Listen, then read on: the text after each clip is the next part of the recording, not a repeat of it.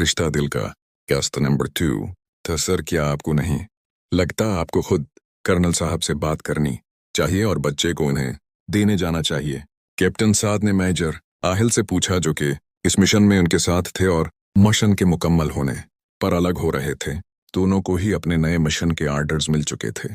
Major Aahil को आज ही रवाना होना था, लेकिन वो 11 दिन के छोटे बच्चे को साथ नहीं ले जा सकते थे।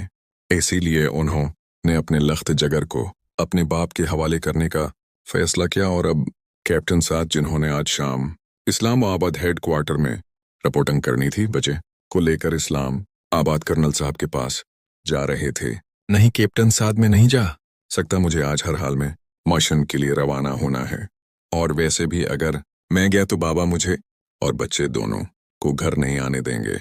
वो बहुत नाराज हैं मुझसे, और अगर मान भी गए तो मेरी शादी कराए बगैर वह मुझे वापस नहीं आने देंगे। मेजर आहिल ने नरम लहजे में जवाब दिया, सर ये तो अच्छी बात है कि वो आपकी शादी करवा देंगे। आपका बेटा बहुत छोटा है, उसे माँ की जरूरत है। कैप्टन साद ने मुखलसाना मशूरा दिया। नहीं कैप्टन, अब ये मुमकिन नहीं है मेरे लिए। उसकी सगी माँ के धोखे ने मेरा औरत जात से एतबार खत्म कर दिया है। मैं आज भी ये सोच कर कांप जाता हाँ कि अगर मैं ठीक वक्त पर ना आता तो क्या हो जाता। वो औरत मुझे इस मिशन से दूर रखने की खातिर मेरा बच्चा अपने साथियों के हवाले करने वाली थी। ये तो खुदा का शुक्र है कि मुझे ठीक वक्त पर सच्चाई पता चल गई। अगर उसकी सगी माँ उसके साथ इतना बुरा कर सकती है तो दूसरी औरत से तो भलाई की उम्मीद रखना ही फजूल है। और वैसे भी किसी औरत का दिल इतना बड़ा नहीं होता कि वो दूसरे के बच्चे को प्यार करे, उसका ख्याल रखे, इसकी खातिर दुनिया से लड़े। मैं अब चाहकर भी किसी औरत पर एतबार नहीं कर सकता। सर आप इतने नामीद ना हो, दुनिया में अच्छे लोगों की कमी नहीं है, हो सकता है अब की बार ऐसा कुछ ना हो। नहीं कैप्टन, ये सब किताबी बातें हैं, हकीकत में ऐसा कुछ नहीं होता। सर अगर कर्नल साहब ने बच्चे को रखने से मना कर दिया तो? कैप्टन साद ने हचकचाते हुए पूछा। नो कैप्टन, वो ऐसा बिल्कुल नहीं करेंगे, ये उनका खून है, उनके बेटे की औलाद की नाराजगी मुझसे है, इस बच्चे से नहीं। आप बेफिक्र होकर जाएं और इधर रीना का जिक्र करने की जरूरत नहीं है। और ये लेटर भी दे दीजिए। का मेजर के हाथ से लेटर लेकर कैप्टन साद ने अपनी जैकेट की जेब में रखा और बच्चे को लेने के लिए हाथ बढ़ाए। मेजर आहिल रीजा ने बच्चे के माथे पर बोसा दिया और कुछ सेकंड्स के लिए उसे सीने से लगाया और कैप्टन की तरफ बढ़ा दिया। होरिया ने ऐसे ही अपने चाचा को अपनी में बैठ गई और उसे यहां से दूर जाने का कहा। भैया थोड़ा तेज चलाओ ना। होरिया बार बार सिर रक्षे से बाहर निकाल कर पीछे मोटर साइकिल पर सवार अपने चाचा को देखती और फिर रक्षे वाले को तेज चलाने का बोलती। ट्रैफिक ज्यादा होने की वजह से उसका चाचा अभी तक उससे दूर था, लेकिन वो उसे देख सकता था। रॉबी पीजिए, आपने किधर जाना है? रक्षे वाले ने सवाल किया और होरिया के अपनी चादर ठीक करते हाथ साकित हो गए, क्योंकि ये तो उसे पता ही नहीं था कि उसने किधर जाना है। पहले उसका इरादा बस स्टैंड की तरफ जाने का था, लेकिन अब वो वहां जाने की गलती नहीं कर सकती थी। उसने रक्षे वाले को आसपास बने रिहायशी एरिया की तरफ जाने का कहा और एक गली में जाकर रक्षे वाले को किराया देकर उतर गई। अब वो मुख्तलिफ गलियों में तेज तेज चल रही थी। तभी उसे अगली गली से मोटरसाइकिल की आवाज आई और वो डर कर साथ वाले घर में दाखिल हो गई, जिसका बड़ा सारा गेट थोड़ा सा खुला था। गेट के बाहर लगी नीम प्लेट पर बड़े बड़े हरूफ में कर्नल अहमद रिजा लिखा हुआ था। मोटरसाइकिल गुजरने के बाद भी वो कुछ वक्त तक खड़ी रही। हुरिया ने बाहर जाने के लिए कदम बढ़ाए ही थे कि उसे खुले दरवाजे पर फौजी यूनिफॉर्म पहने एक नौजवान खड़ा नजर आया, जिसने कंबल में लोपटा एक बच्चा उठा रखा था। हुरिया को देखते ही उस नौजवान ने कहा, इस्लाम वालेकुम, मेरा नाम कैप्टन साद है, क्या कर्नल साहब घर पर हैं? कैप्टन के सवाल पर इख्तियार हुरिया का सिर इनकार में हिला। घबराहट के मारे इससे कुछ बोला भी नहीं जा रहा था। हुरिया के जवाब ने कैप्टन को थोड़ा मायूस किया, लेकिन वो फिर से गोया हुआ। समर तो होगा, उसे बुला दीजिए। इस बार हुरिया ने जान पूछकर सरना में हलाया और कहा, इस वक्त घर में मेरे अलावा कोई भी नहीं है, आप प्लीज शाम को आ जाइएगा। वो नहीं चाहती थी कि इसके जाने से पहले कोई उस घर से बाहर आए और वो किसी मुसीबत में फंसे। देखें मोहतरमा, मैं बहुत जल्दी मैं हूं और दोबारा नहीं आ सकता। आप प्लीज एक काम कीजिए, ये मेजर आहिल का बेटा है, जब कर्नल साहब आए तो आप उन्हें दे दें और ये लेटर भी मेजर आहल ने कर्नल साहब के लिए दिया है, आप उन्हें दे दीजिएगा, मैं चलता हूँ। इसकी माँ हुरिया ने इतने छोटे बच्चे को अकेले देखते हुए पूछा। शी उज़नो। और कैप्टन साद ने मुख्तसर जवाब देकर जल्दी से बच्चा और ख़त हुरिया को पकड़ाते गेट के बाहर से ही गाड़ी में बैठकर चला गया। हुरिया सोचों में घरी हैरांगी से बच्चा और ख़त पकड़ कर खड़ी थी।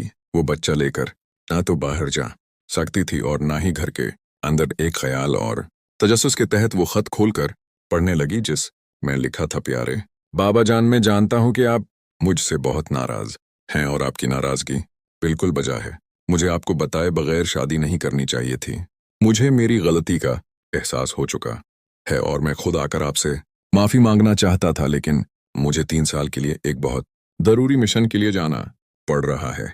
कैप्टन साद आपके लख्त जगर को लेकर आ रहा है। मेरी वापसी तक वो आपके पास रहेगा। इसकी माँ के बारे में मशन से वापसी पर आपसे बात करूंगा। जिंदगी ने मौका दिया तो आपसे दोबारा मशन की वापसी पर मुलाकात होगी। आपकी दुआओं का तलबगार मेजर आहिल। रदा हुरिया ने जैसे ही खत पढ़ा उसे हैरांगी के साथ साथ गुस्सा भी आया। क्या ना खुद गलत शख्स है, 3 साल के लिए जा रहा है और इतने छोटे बच्चे को अकेला छोड़ दिया। बेटे की जरा भी परवाह नहीं। इतना छोटा बच्चा 3 साल तक कैसे रहेगा बगैर माँ बाप के।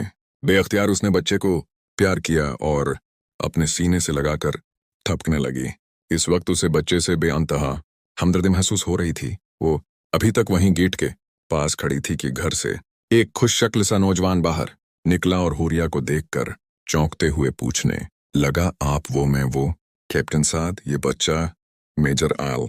हुरिया ने घबराते हुए कहा। इसके मुंह से टोट कर लफ्ज निकल रहे थे। हुरिया की बात सुनकर लड़के ने मुस्कुराते हुए बैग उठाया और हुरिया को हाथ से घर के अंदर चलने का इशारा किया और खुद साथ साथ चलते हुए कहने लगा, भाभी आइए ना, आप इधर गेट के पास क्यों खड़ी हैं? सूरी भाई ने मुझे मैसेज क्या भी था कि कैप्टन साद आएंगे, मुझे ध्यान ही नहीं रहा। बाय दबे में सीम हूँ आपका दीवर। भैया ने बताया तो होगा मेरे बारे में। हुरिया तो लफ्ज भाभी पर ही उटिक गई। वो लड़का उसे उस बच्चे की माँ समझ रहा था जो कि उस दुनिया में ही नहीं थी।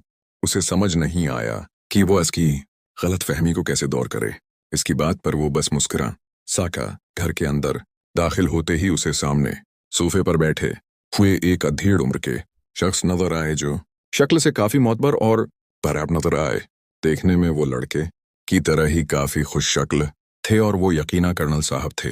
कर्नल अहमद रिजा सीम के साथ एक कम उम्र सी मगर बहुत खूबसूरत लड़की को बच्चा उठाए देख काफी हैरान हुए और सीम की तरफ सवालिया नजरों से देखा। बाबा, ये भाभी हैं कैप्टन साद के साथ आई हैं। हुरिया को समझ नहीं आया कि वो क्या बोले।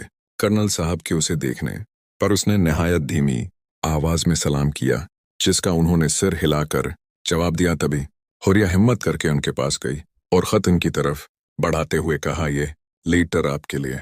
कर्नल साहब ने खत पकड़ते हुए हुरिया कमीट कल मुराफिर को आकर को बैठने का कहा और लेटर खोलकर पढ़ने लगे। भाभी, क्या मैं उसे उठा सकता? 11 सिम के पूछने पर हुरिया ने मुस्कुराते हुए बच्चे को इसकी तरफ बढ़ा दिया। देखें बाबा, ये कितना प्यारा है और छोटा भी और बिल्कुल भाई के जैसा है। इनकी कार्बन कॉपी। सेम की बात सुनकर कर्नल साहब मुस्कुराने लगे और झुककर बच्चे की पेशानी पर बोसा दिया। बच्चे को सेम की गोद से लेकर अपनी गोद में मुंतकिल करते हुए हुरिया से पूछा, बेटे आपका नाम क्या है? हुरिया एक लफ्जी जवाब आया बच्चे का, नाम क्या रखा है? और अब की बार हुरिया जवाब न दे सकी क्योंकि उसे नाम पता ही नहीं था। वो सोच रही थी कि उस सवाल का क्या जवाब दे। तभी कर्नल साहब को अपनी तरफ मुंतजर नजरों से देखते पाकर बे इख्तियार उसके मुंह से निकला, माशा अल्लाह, बहुत प्यारा नाम है। हुरिया ने बस मुस्कुराने पर इक्तफा किया क्योंकि जबान तो अब एक भी लफ्ज अदा करने से इनकारी हो गई थी। सीम ने आकर हुरिया की मुश्किल आसान की, भाभी ये पानी पिए। सीम ने पानी का ग्लास हुरिया की तरफ बढ़ाते हुए कहा, जिसे उसने शुक्रिया कहकर पकड़ लिया और आहिस्ता आहिस्ता पीने लगी। पानी पीने के साथ साथ वो घर को भी देख रही थी जो कि बहुत खूबसूरत था। हर चीज बहुत ऐली थी जो कि घर वालों की शान और शौकत और एलिजोक का सबूत थी।